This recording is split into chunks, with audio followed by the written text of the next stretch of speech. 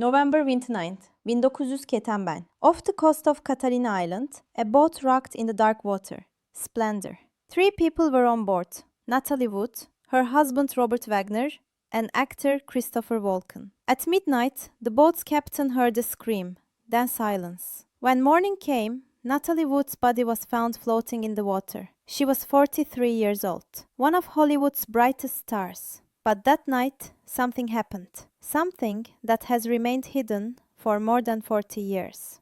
Because Natalie Wood's death wasn't an accident. Or at least, those who were on that boat that night never told the whole truth. Before we uncover what really happened that night on the boat, hit subscribe for more shocking, untold stories that Hollywood tried to bury. Natalie Wood, born Natasha Nikolaevna Zakarenko, arrived in the world in 1938 in San Francisco. She was the daughter of Russian immigrant parents. Her mother Maria believed her daughter would become a star. Natalie appeared in her first film when she was only 4 years old, Happy Land. It was a small role, but it was enough because directors noticed this little girl. In 1947, Miracle on 34th Street came. Natalie was 7 years old. Her role was an innocent child who believed in Santa Claus. America loved her. But behind that innocent face was a very different reality. Natalie's mother, Maria, pushed her daughter ruthlessly. "You must be perfect," she would say. "Otherwise, you'll be nothing." Natalie spent her childhood on film sets. She couldn't play, couldn't go to school, she only worked. And slowly, Natasha disappeared. In her place, Natalie Wood was born. In 1955, Rebel Without a Cause arrived. Natalie played opposite James Dean. She was both beautiful and talented. At 17, she received an Oscar nomination. Hollywood loved her, but Natalie was afraid of Hollywood, especially of one thing: water. As a child during a film shoot, Natalie had nearly drowned. Her mother had told her something: "You will die in dark water." From that day on, Natalie had a phobia of water. She wouldn't even get into a pool. She was afraid to stand by the ocean. But the irony was this: one of her most famous films took place entirely in water. In 1961, Splendour in the Grass was filmed. It was the peak of Natalie's career, but during that film shoot, Natalie suffered a mental breakdown. She was hospitalized. She received treatment for weeks. The studio hid this. "Natalie is tired," they said, but the truth was much darker. Natalie was struggling with anxiety disorder and depression. She was taking medication, but she didn't tell anyone. The same year, she married Robert Wagner. Wagner was a handsome, famous actor. From the outside, they seemed like a perfect couple. But the marriage was short-lived. They divorced in 1962. The official reason was incompatibility. But Natalie told close friends something else. "He doesn't understand me," she said, "and he never will." Throughout the rest of the 1960s, Natalie made many films. West Side Story, Love with the Proper Stranger, Inside Daisy Clover, all were successful. But Natalie wasn't happy. Success didn't make her happy. Fame didn't make her happy. In 1969, she married Richard Gregson. They had a daughter, Natasha. But this marriage also ended. They divorced in 1972.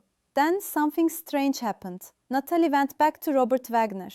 They remarried in 1972. The press was shocked. "Love wins the second time," read the headlines. But the truth was much more complicated. Natalie and Wagner's second marriage wasn't different from the first. On the surface, everything was perfect. Parties, shows, Hollywood society. But at home, there was tension. Wagner was busy with his career. Natalie was caught between motherhood and acting. A friend would later say, Natalie was unhappy, but she hid that unhappiness. In 1981, Natalie was filming a new movie, Brainstorm. She and Christopher Walken were co-stars. There was chemistry between Natalie and Walken. They spent a lot of time together on set. Wagner noticed, and he was bothered. In November 1981, filming ended. Wagner suggested a weekend getaway to Natalie. They would go to Catalina Island. On their boat, Splendour, Wagner invited Christopher Walken too, as a gesture of friendship, but perhaps for another reason. They set off on Friday. The boat's captain, Dennis Davern, was also with them. The first day, everything was normal. They swam, drank, ate dinner, but Saturday night everything changed. At dinner, Wagner and Volkan started arguing. The topic, Natalie's career. Volkan said, Natalie is a great actress. She should make more films. Wagner replied, Natalie's priority is her family. Volkan insisted, but she's an artist. She needs to express herself. Wagner got angry. You are talking about my wife. The argument escalated. Voices rose. Natalie tried to intervene, but Wagner didn't listen. Then Wagner slammed a wine bottle on the table. It shattered. Volkan got up and went to his cabin. Natalie followed. Wagner was left alone. Around midnight, Natalie went up on deck. At the back of the boat was a small dinghy. Captain Davern later said Natalie wanted to check the boat, to tighten the rope knots. But this was a strange explanation, because Natalie was afraid of water. Why would she be on deck at midnight? A few minutes later, Devon heard a scream. He ran. Natalie was gone. The dinghy was gone too. The ropes were untied. Devon woke Wagner. Wagner looked but didn't raise the alarm. Maybe she went to the island, he said. The captain insisted. We should call the Coast Guard. Wagner replied, No, let's wait. Morning came. Natalie still hadn't returned. Only then was the Coast Guard called. Around 8 a.m., Natalie Wood's body was found. Off the coast of Catalina Island, floating in the water, face down. She was wearing a nightgown, a thick jacket and socks. There were bruises on her arms. The autopsy report, accidental drowning. But many things didn't make sense. Why did Natalie board the dinghy at midnight? Why didn't Wagner immediately call for help? Why was there so much alcohol on the boat? And most importantly, where did the bruises on her arms come from? Years passed. Wagner never spoke. Neither did Volkan. Only Captain Davern gave an interview in 2011. There was a fight that night, he said. Wagner and Natalie argued. Wagner was angry, very angry. Then Natalie went up on deck, and I never saw her again. Wagner told me not to call for help. Let's teach her a lesson, he said.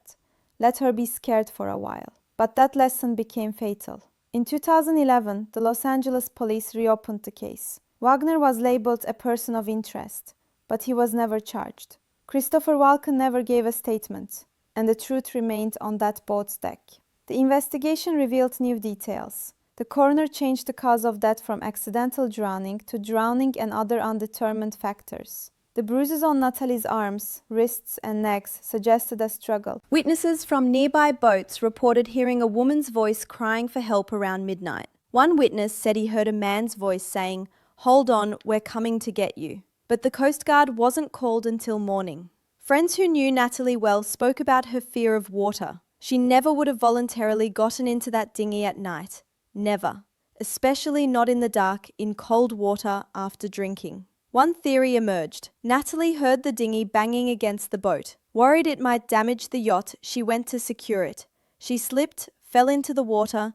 The heavy jacket she wore to stay warm became waterlogged, pulling her down. But that doesn't explain the bruises, or why Wagner waited so long to call for help. Another theory, whispered but never proven.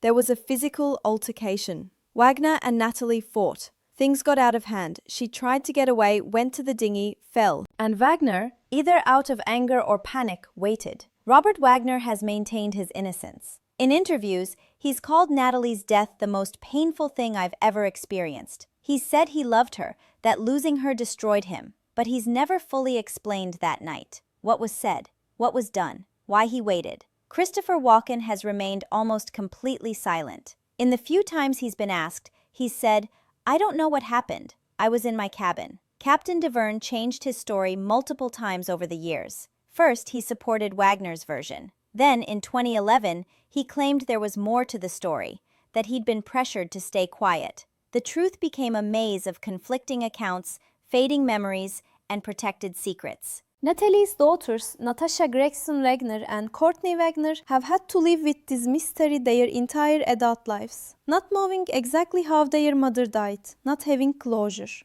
Natasha has spoken publicly about her mother, always with love, always defending her memory. She said she believes it was a tragic accident, that her mother, perhaps intoxicated, perhaps disoriented, made a fatal mistake. But the questions remain, and they always will. Because the only person who truly knows what happened in those final moments is gone. Taken by the dark water she'd feared since childhood. Her mother's prophecy came true. Natalie died in dark water, just as she'd been told she would. Natalie Wood was afraid of water as a child. Her mother told her, "You will die in dark water." And she did. At 43 years old, on a dark night, in cold waters. But the question remains unanswered.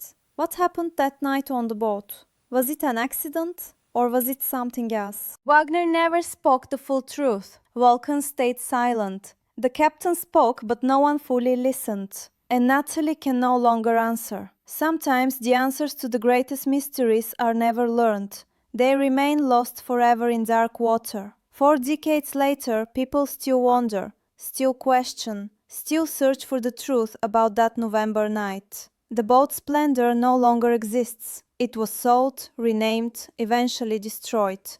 But its ghost remains in Hollywood history, a floating tomb of secrets. Natalie Wood was one of Hollywood's most beautiful stars, a child actress who became an icon. A woman who loved and lost, who struggled and survived, until one night when she didn't. The water took her, but it never gave back the truth. And perhaps that's the real tragedy. Not just that she died, but that we'll never truly know why. The dark water keeps its secrets well.